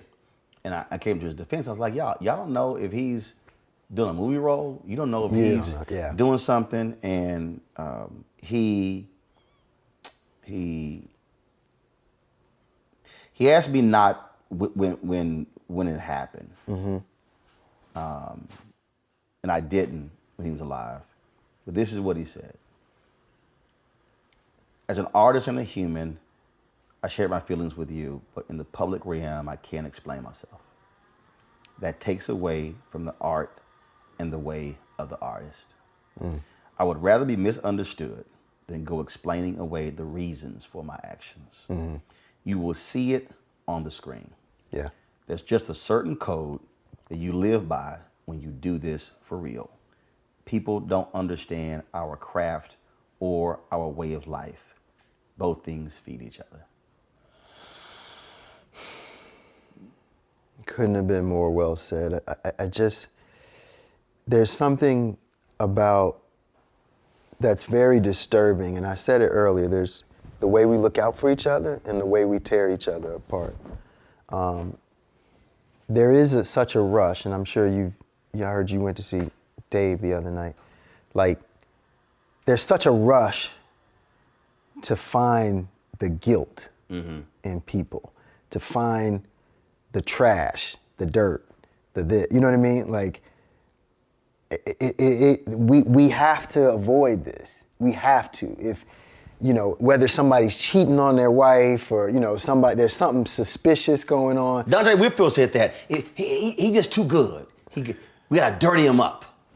That's how people think. Really? Yeah. See, and that's the thing, like we can't do that. We can't impose that on each other. We have to be willing to let each other breathe a little bit and find ourselves. Too often, I'll be the first to say this, too often a kid will mess up in the music game or mess up in the acting game and say the wrong thing. Right. Right? They'll say the wrong thing. And instead of being like, I'm gonna call this person. Right. I'm gonna pull them aside. Right. And I'm gonna teach them something about life. Right. Right? I'm just gonna I'm gonna take advantage of this person's success and celebrity and post something about how whack they are. Especially when you know them. Yeah. Especially when you know them. Even if you don't know them. I pulled some cats aside, some journalists, and I was like, have to do it. Yo, listen up. I remember Yamis Alcindor, you now see her on PBS. You see Wesley Lowery. They were posting some tweets that I thought were very opinionated, but they were objective journalists. I was like, yo, I need y'all to delete those. I said, I need y'all to understand something. I said, y'all young. Yeah. I said, they were in their mid-20s. Yeah. I said, Wesley, you with Boston Globe, New York Times, you won a Pulitzer Prize. I was Boston Globe, Washington Post. I said, you already won 2 Pulitzer Prizes. I said, Yamiche, you at the New York Times, you're on MSNBC, going here. I said, when you go to that editorial line, you can't go back. Yeah. I said, when I became a columnist, I said, I said, you can sometimes do both. I said, but the reality is, you can't go back. I was like, delete that. I said, when it's time, then you can do it. I said, but don't knock yourself out of what you're doing right now. Yeah. Prematurely. I said, make it planned. For me, it was planned. Yeah. I planned my career that way. Right. And they were like, man, I really appreciate that. And I'm like, yo, that's why we are here. There were people who did that for me. There were people who were elders who I listened to, who I talked to, I ran stuff by, who were like, say, Ro, no, you ain't doing that. Now, if you choose to still do it, but they told you. Right. They gave you the advice, right. They gave you the counsel, but it's still on you to whether you do it or not. Yeah. And that's what we got to be able to do that. Yeah, we just have to take a pause. Everything is not something you need to pounce on and seize upon and make somebody feel bad for making a mistake, especially when they're young. If you're older, you know what I mean, and you're grown, you know, I'm not saying, doesn't mean you ain't going through something. Let's be honest. You know, you and I both know there's times when you're really going through something and you might make a mistake. Yeah. It's a mistake. No, unequivocally, you make a mistake. That's why I tell a lot of artists, I was like, yo, before you get out there and comment on anything politically, call a brother. I'm like, this is what I do 24/7. I do, bro. I said, look, I said, call me. If you don't know, I said, I give you the rundown. I could put you on the phone with the person. I said, but call me. I don't want you out there commenting on stuff. The amount of people that are uninformed about what's going on, you know, again, when Afghanistan fell, and my wife is from Afghanistan, and people were just saying whatever they wanted to say without knowing the history of Afghanistan or anything, I remember being like, wow, there is so much, and Mark Lamont Hill talked about this, so much misinformation. There you go. And so many uninformed people speaking on this. Yep. And it's like, you know, just not knowing anything about American foreign policy or anything like that. Anything. And it's just like the history of Pakistan and Afghanistan and any of that. People were just like, but this is the kind of... It's just this way. No, it's this. Yeah, we know it. You're like, we're stuck in this... It's like, I'm sorry, you're now a foreign policy expert? Right. I thought you were a love the hip hop exactly, yes. expert last week. Yeah. Everybody, that's what I'm saying. Like the platforms have made it so that people feel like they can comment. It's like even with COVID. On everything. I mean, I've been battling people. I'm like, one person me and Tank were going at it. He was like, oh, so you think you know? I said, one, I'm not a doctor, but I've had more than 100 COVID segments on my show in the past year with the preeminent black medical and scientific experts. So I think it's safe to say I've talked to more experts on this subject than you have. I've educated myself. I said, I think out of the both of us, I'm probably speaking for more. And I said, so everything is not, well, you gotta be this. No. But this is the body of work. So would you like for me to get Dr. Ebony Hilton on the phone? Yeah, but even if you're Tyson Bell? Even if you're an expert epidemiologist, now people just don't want to believe that. Right. Like people, like you could be well trained, well educated. And now they like, well, I don't know about you. You like, you could be a specialist, and we've created so much doubt and misinformation. These TikTok epidemiologists, these YouTube infectious disease experts. And you sitting there going, really? This is what's so terrifying about this younger generation growing up. It's information, it's truth. With all of these, you know, misinformation. Right. These people who are misinforming. And then they say, do your own research, but if you don't even know where the hell to look. It's like, and again, just for me, look, this is what I do. I live in truth. So if I hear something, if somebody says, yo man, Michael Ealy was out here doing this. Where'd you read that? Where'd you hear from? What's the story? Who's quoted? Sources familiar. And as a journalist, I know what all that means. Yeah. Someone familiar with his thinking. That's a lie. I mean, you could go through that because there's certain phrases that we use. Yeah. Okay? I can read a story and go, yeah, this is a bullshit story. How it's written. Right. That's how that's everything. Right. It was like when these memes went around, Biden cutting $45 billion in HBCU funding to $2 billion. Let me call Congressman Barbara Scott, who sits on the House Education Labor Subcommittee. Let me go to the actual source. Let me call Leslie Baskerville, who's with NAFIO, who lobbied for HBCUs.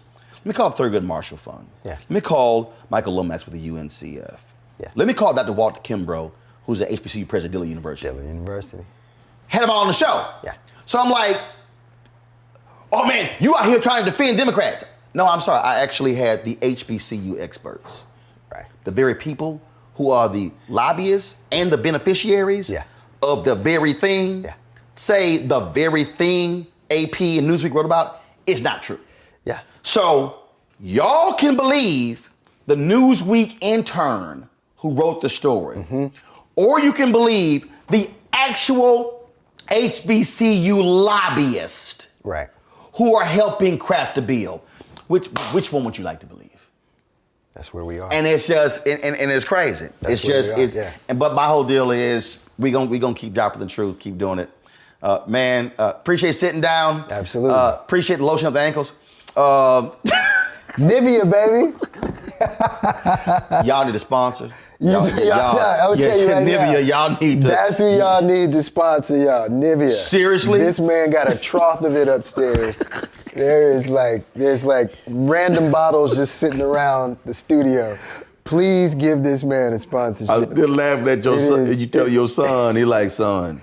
I tell him every time. Son, this is cultural. Culturally, you are wrong for this. Like, you cannot do this. You have to put on lotion, but I know you a boy. I get it. I was a boy. I did do dumb things too. I'm here to tell you, man. You like, brother, you need this right here is where I'm gonna draw the line. You like, brother, ain't no breathing room right here. You gotta say, son, the ancestors. Son, the ancestors. The ancestors are turning over in their grave. You have to say, son, you must do this for the elders and the ancestors. Yeah, one of these days I'm gonna take a fingernail and write my name on his shin guard to show him how ashy it is. I was like, this is the ash test. If I can do this, and you can see the writing. There you go. That's the ash test. You know what? And then you say, you gonna walk out the house with my name. See that? Yeah. That's gonna do it. Yeah. Yeah, it's better than the bad haircut, right? Yeah. That was bad. That was a terrible phase. Bad haircut. Oh, last one. Tell these people when they put you in a romantic comedy, let you comb your hair. I'm watching it. I'm like, why? Cause look. That's me.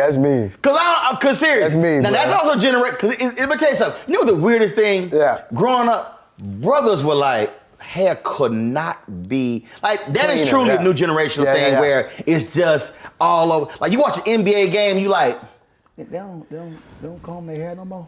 Comb their hair no more. You know, brothers used to get the cut right before. Like cat, like oh yeah, I got a cut. Where? Because it was all because it was just a thing where like even with the afro had to be properly shaped. Yeah. And molded. Yeah. I'd say it straight up. I wish I could say it was the producers. It was me.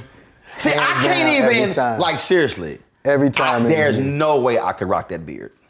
Oh, word? Dude. Michael. It's like for me. It's so. It's so. I am. Okay, so I'll put on. That was the last question. I'll put on. Wait a minute, hold up. That's how serious he said up. Okay. That's how you know it's gonna go serious, right? I'm gonna break it down. When it comes to like lotion and stuff culturally, I bathe every day. Sometimes twice. I don't have that problem.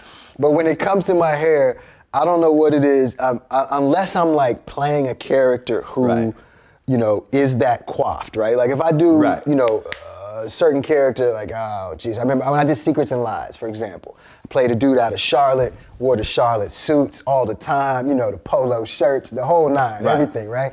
Hair was always cut, immensely coiffed and stuff. My barber was through the moon off of that role because he's a perfectionist. He wants to get everything right. Every time I asked him just for a haircut, he's like this, what we doing, man? What we... You know what I'm saying? Because he knows it's gonna be as. And he like, yo, it could be. I mean, it could just be so good if you just let me do this. He like the chef, like that. You put some hot sauce on my food.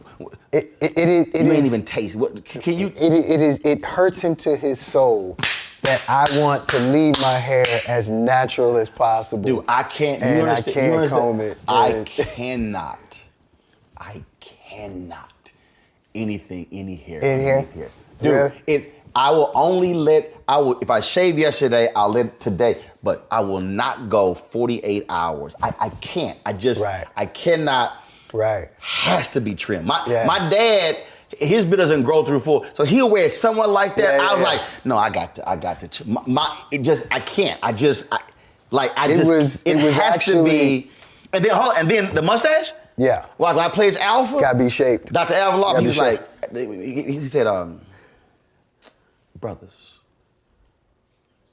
alphas, no, if the hair goes over the lip.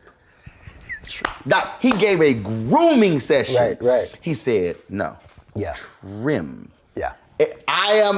I think for me, what had happened was early in my career, I was always, forced and groomed and all of that stuff. You know what I mean?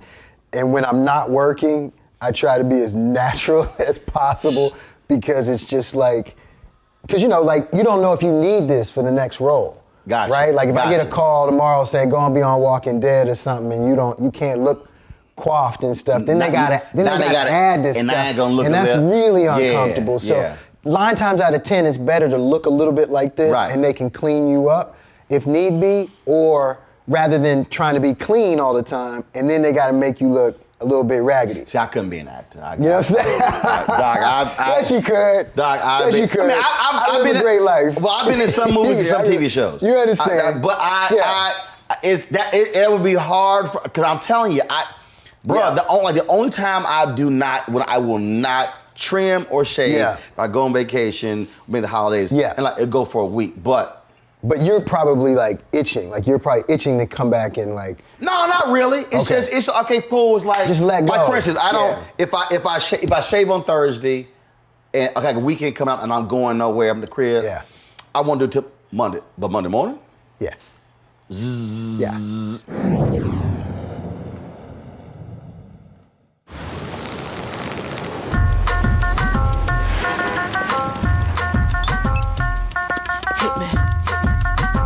Listen to me now. Is you with me now? The biggie bounce. I know you dig the way I switch my style.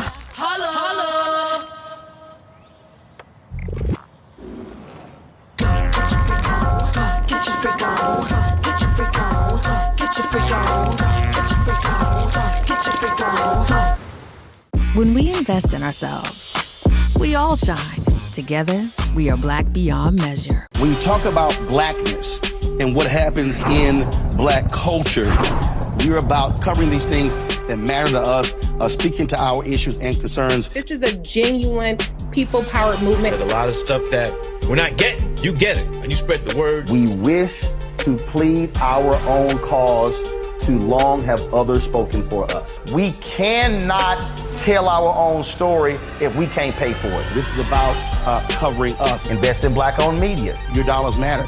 We don't have to keep asking them to cover our stuff. So please support us in what we do, folks.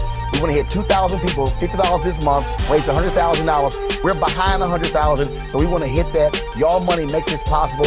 Check some money orders. Go to P.O. Box 57196, Washington, D.C. 20037-0196. The Cash App is $RM Unfiltered. PayPal is R Martin Unfiltered. Venmo is RM Unfiltered. Zelle is roland@rolandsmartin.com.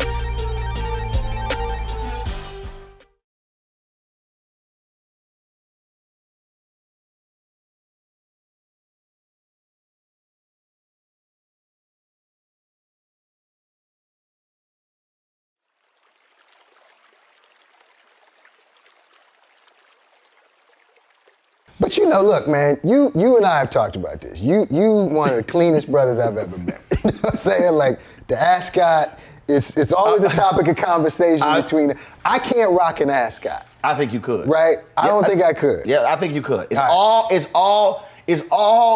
Do you have a walk? Yes. That's where it starts. It's all about. I'm telling you, it's all. I thought the same thing. I'm not lying. Yeah. I was in a store.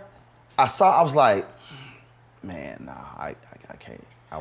It was 13 years ago. Okay. I was like, yeah, I can't do that. So I'm shopping. I go to the other side of the store. I'm about to check out.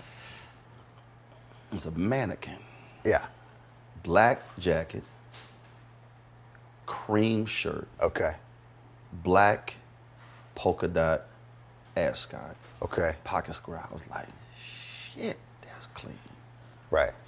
Went over, took it off the mannequin. I said, I'm gonna buy this one. Okay.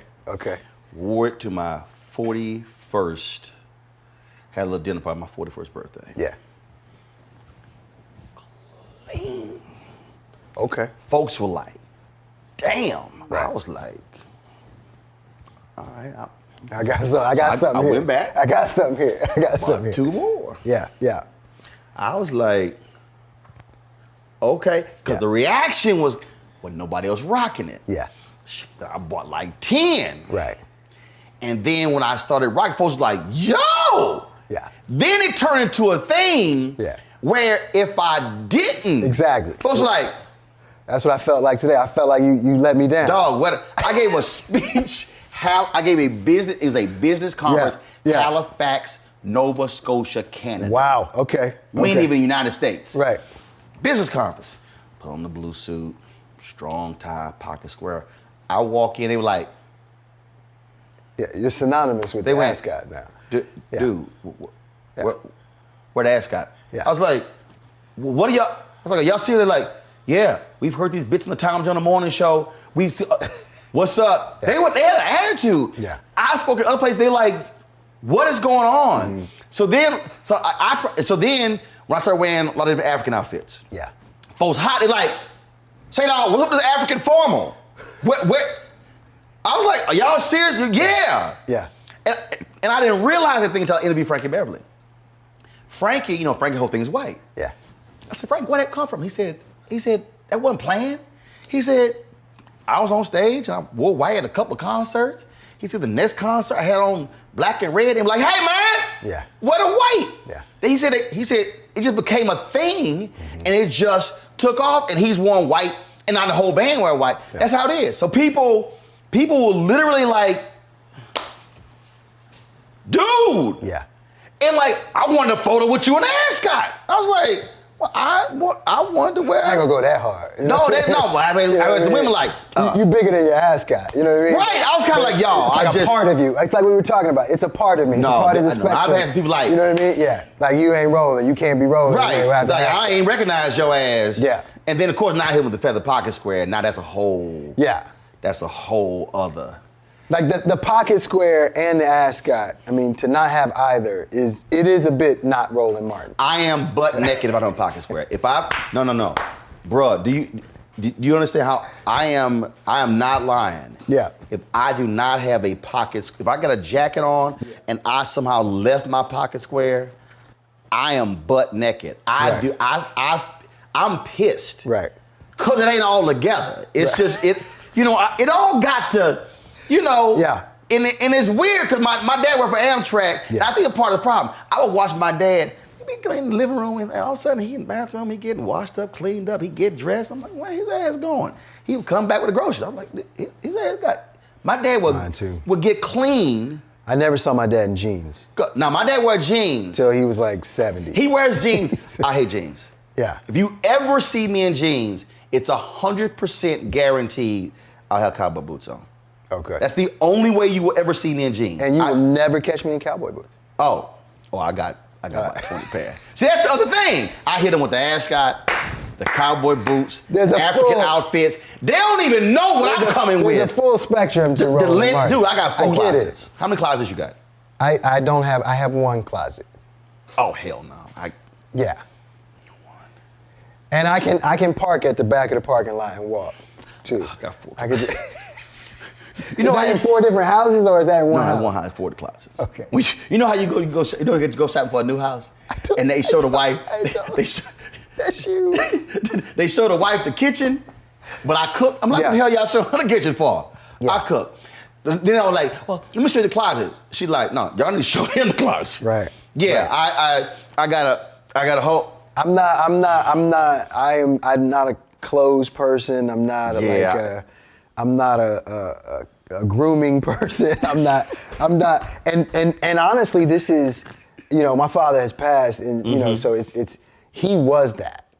My father was the epitome of clean. Yeah. Now, he military man, so he believed in making your bed. Yeah. Oh yeah. Your shirt was always tucked in. Clean. Pants was pressed. Boom. You know what I mean? Crease. Old school starch. Crease, everything.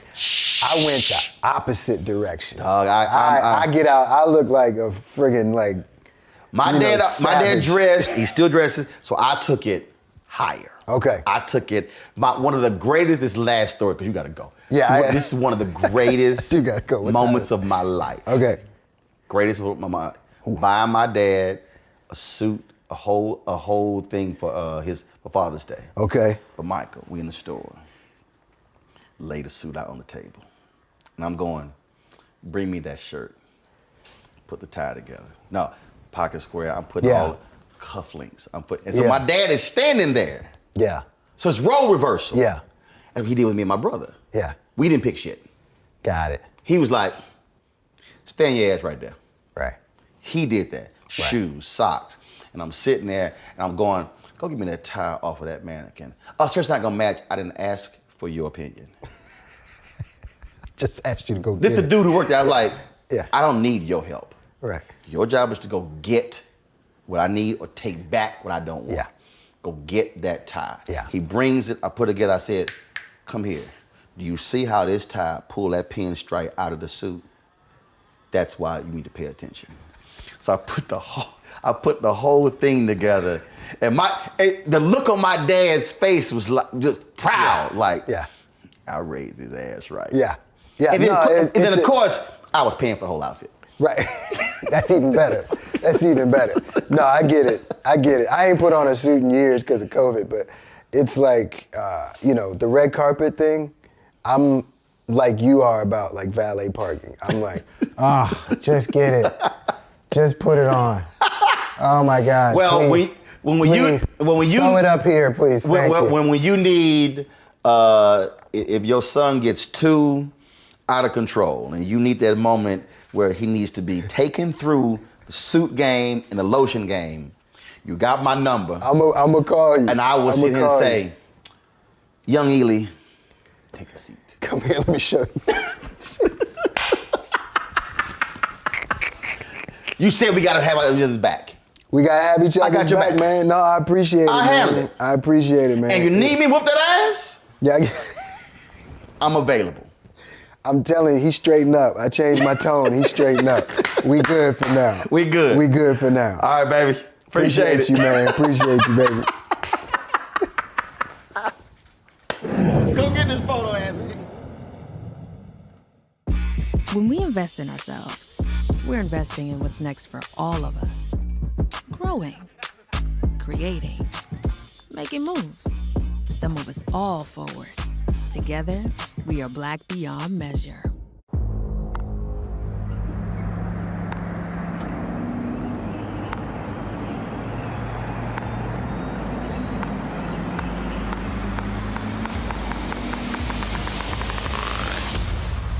You had me at Allison 10-speed transmission.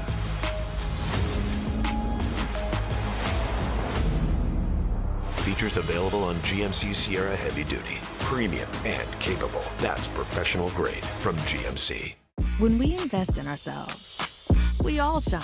Together, we are Black beyond measure. When you talk about blackness and what happens in black culture, we're about covering these things that matter to us, speaking to our issues and concerns. This is a genuine people-powered movement. There's a lot of stuff that we're not getting. You get it, and you spread the word. We wish to plead our own cause.